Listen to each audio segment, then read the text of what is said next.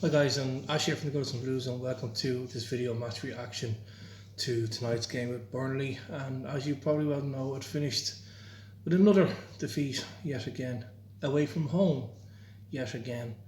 Um, Maybe this time around we didn't start the game like we have other games and then going on to lose. This time we didn't actually start the game well at all. But it did finish the wrong scoreline for Everton on a 3-2 loss.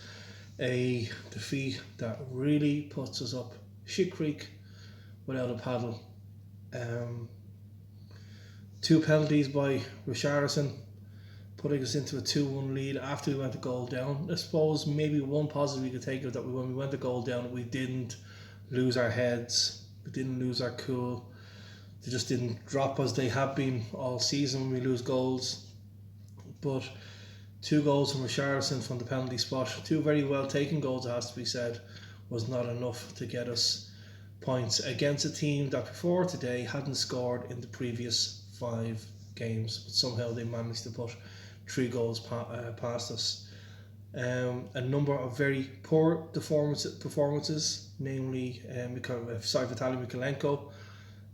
I know he has issues off the pitch, but for me, since he's joined the club, even before what's happened in the Ukraine, he has shown that he's not ready for this league yet. So it is hard on him. The first half especially, he was dreadful. Second half, not as bad, but the man can't cross a ball. Richarlison put him into a number of different positions a number of times, and every single time he lost the ball. And that meant that Richarlison had to try and backtrack to get back in, try and win the ball back. On the other side, John Joe Kenny, absolute woeful. He's at fault with 2 of the goals. Godfrey then had a bad game as well, with the exception of that long run that he made right through the centre of the field, trying to get Richarlison through for a shot to be blocked. He had a poor game. Actually, Jared Brandwaite got him, that was deputised for Michael Keane, got him out of a hole a few times. Decore, I don't know what to say about Decore. I don't know where it's at. The man is just not fit. But whatever pace this man had, this engine that he had, this pure muscular engine in midfield seems to have gone. I don't know where it's disappeared to, whether because of the injury he's lost the mojo or he's just lost his pace, but he doesn't seem the same player.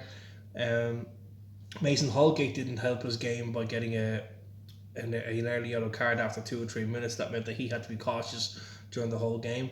And then I thought actually Alan was going to be back for this game, but I made a mistake in counting, so he actually missed this game. So hopefully, fingers crossed, Alan is back for the game on Saturday against Manchester United, because Christ, we need him.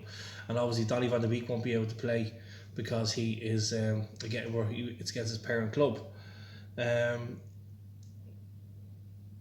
Although we didn't have the best games either, he did all right in the West Ham for the first hour, but today his first touch was terrible with pretty much everything he got. And then Dominic Calvert-Lewin, he needs to decide whether he wants to be a model or a football player. Yes, we can say he's been out for 4 or 5 months, but the games that he's played in now since, he looks absolutely woeful. He doesn't look like he wants to play, doesn't look like he wants to play for the club. And if he thinks that he's going to get a big 60 million move to Arsenal in the summer, well, they're not going to come back in for him. My only worry is that if we do have to sell him, we will lose him on the cheap compared to what he would be worth. But he was dreadful. Richarlison, the only thing I'll say about him today was the fact that in the final 15 minutes we were trying to get back into the game. He was trying his best to get the hat-trick instead of trying to get crosses into the box, trying to bring in other players, and the couple of long distance shots that he had just kept on hitting the first Burnley defence. So yeah, Burnley knew what they were doing. Apparently Sean Dyche in his aftermatch reaction, apparently he has said that he told the guys at halftime, look, Everton, they don't know how to win an away game, so it's up to you guys basically to show them what to do. And they were very quickly in getting the equaliser, and then even I'll still say it was against the run of play. They went and got what ended up being the winner, and unfortunately now we are in a situation where this was a must-lose game. Everton have lost this game, And now we come up against Manchester United, who, yes, have not been on form. They have been dropping points as well, left, right, and centre. But you know as well as I do, Manchester United at some point in time are going to give somebody a drubbing. And unfortunately, I believe it's going to be us on Saturday at Goodison Park. And if we lose that game, and if I'm correct in saying, I think Burnley go and play Norwich. So if we lose that game and Burnley, who now will be on a high, will beat Norwich, we will find ourselves in 18th place. And I believe that is where we will stay for the rest of the season, because when you have the game against Leicester, maybe we'll get a point from that. Liverpool at Anfield, forget it. And any of the guys that are going over to Anfield to watch that game, take as many Bibles with you as possible. That's going to be an absolute drubbing. And we also play Leicester again. We have Chelsea. And by the time we get to playing Brentford and Watford, it may be too late. The damage may have already been done.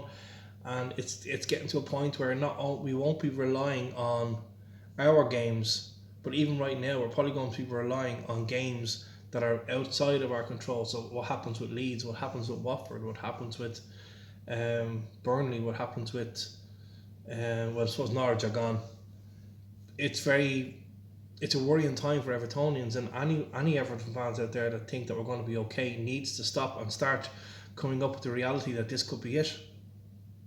And I was watching on Toffee TV, I was watching the match reaction from the Mighty Blues and Mike at the Blue Boys Network, and nearly every single one of them, there was Liverpool fans on the page and having a great time at Everton expense. But Liverpool have to be very cautious as well, because if they don't think about what happens, that we drop down into the Championship, the way football is in Liverpool will be changed forever. After 71 years of top flight football, it'll change. The old saying that, especially for Liverpool and Everton games, is, derby games, we arrive to the game together, we watch the game together, and we go home together. That's gone. That will hurt both sides, not just Everton, but it'll hurt Liverpool fans as well. So you have your families who have 2 or 3 kids who support, so the mother and father, the 3 kids, there's a mixture of Everton fans in there. You will no longer be going to game together. That's gone. So Liverpool fans need to bear that in mind. Now, me being an Everton fan, I don't want Liverpool to win the league. I don't want Liverpool to win cup competitions. I don't want them qualifying for European competitions. I don't want them relegated. You let them get down the end of the table. But I wouldn't want them relegated. Because the same thing, from our point of view, for us that travel even from Ireland over to Liverpool to watch games, those that have families, that have kids in there, that support both sides, that's gone. That day out or that weekend away is gone. Completely gone. And I don't want to see that happening. Yeah, it will be typically ironic that the season that we get relegated, Liverpool go on and win the quadruple. It's on the cards as we speak. But I don't believe now this group of players have it in them to get us out of this relegation battle. I think it's going to boil down to other results. And I think it'll be one of these last day escapes again, but this is actually worse than what we've had before. So yeah, finishes 3-2. We're in Shit Creek without a paddle. It's a massive game now, even more so against Manchester United on Saturday. We just have to hope that Frank Lampard does something out of the ordinary to get these players going. There's actually talks, there's some rubbish there going around Twitter tonight that there's an emergency meeting being called involving Frank Lampard. It's not Frank Lampard's fault. It's not even Rafael Benitez's fault, even though yes, he's partly to blame and he's probably laughing his head off at his home in Liverpool. But it's down to 5 or 6 years of pure mismanagement by owners and directors at the club. So yeah, guys, thanks for watching. Sadly, it's another poor result for Everton Football Club, one that pretty much hangs us over the cliff, dangling towards the end. Let's hope, just fingers crossed, because as I said on my podcast, the tears are flowing. I'm really scared of what's happening for our club, but I will be back later on in the week with the match preview to that crucial game against Manchester United. Until then, guys, enjoy the rest of your night, and where you possible, stay blue.